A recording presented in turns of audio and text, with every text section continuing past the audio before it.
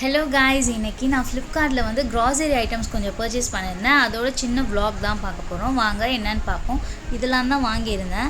2 மேரி biscuit, அதுக்கப்புறம் onion, அப்புறம் வெண்டைக்காய் அதெல்லாம் வாங்கியிருந்தேன். இது வந்து 1000 ருபீஸ்க்கு வாங்கினதுனால 1 ருபிக்கு ½ கேஜி சுகரும் சாக்கோ பாயும் அதுக்கப்புறம் ஸ்வீட் டப்பாவும் ஒன்று கொடுத்துருந்தாங்க.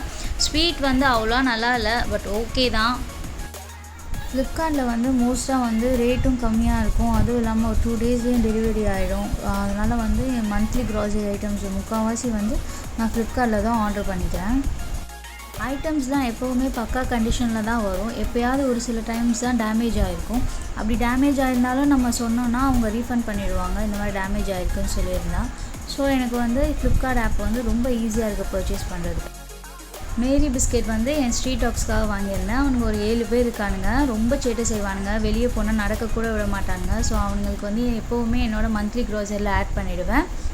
அப்புறம் வந்து பசங்களுக்கு சிப்ஸ் பேக்கெட், சன்னா அதெல்லாம் ஆர்டர் பண்ணியிருந்தேன்.